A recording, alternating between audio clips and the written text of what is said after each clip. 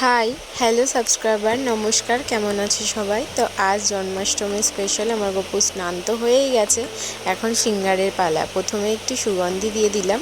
আর এই সুন্দর ড্রেসটা আমি আগের বছর থেকে কিনে গুছিয়ে রেখেছি যে এই বছরে আমি আমার গপুকে পরাবো। তো দেখো কি মিষ্টি ময়ূরের পালকের কাজ করা, খুবই সুন্দর ড্রেসটা। আর আমার তো খুবই ভালো লেগেছে। বিশেষ করে আমার গপুকে তো পরলে আমার মনে হয় যে একদম রাজপুত্র লাগবে। অবশ্য রাজবেশ হওয়ারই তো কথা, জন্মাষ্টমী বলে কথা, বছরে একবার ওর জন্মদিন। তো জন্মদিনে তো সকলেই চেষ্টা করে, যেখানে যত মা আছে, দিদি আছে, বোন আছে, যে তাদের গপু যেন ভালো থাকুক। তো আমারও দিদি হিসেবে কিছু তো কর্তব্য রয়েছে, তাই জন্য এই সুন্দর বেশটা আমি ওর জন্য নিয়েছি। অবশ্য আমি নিয়েছি বলা ভুল, এই জগৎ সংসারে যা কিছুই আছে সবই আমার গোপালের, মানে আমাদের প্রভু। যাই হোক, এইরকম সুন্দর দেখে একদিকে পালকের কাজ আর একদিকে স্টোন দিয়ে ওয়ার্ক করা। আর এবার কোমরবন্ধনীটা পরিয়ে দিচ্ছি। আমার কোমরবন্ধনীটাও তো ইউনিক, বটফলটা খুব সুন্দর। যাই হোক, ভালোই লাগে ওকে পরলে। একটু অসুবিধা হয়, কিন্তু তাতে কোনো সমস্যা নেই। আমার গপুকে সুন্দর লাগলেই আমার তো ওতেই খুশি।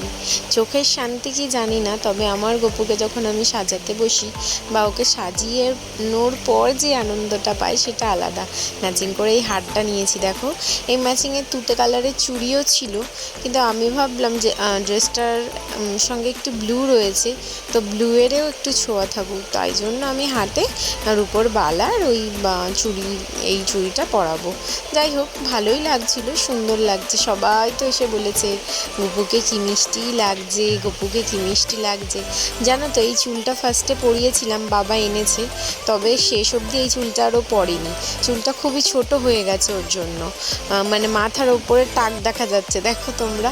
যাই হোক, আমি প্রথমে পরানোর চেষ্টা করছিলাম যে পাগড়ি দিয়ে ম্যানেজ হবে, আর পাগড়িটাও বড্ডই মানে অন্যরকম ছিল, যার কারণে হচ্ছিল না। তো ওকেও সোনার কানের দুটোও পরিয়ে দিলাম।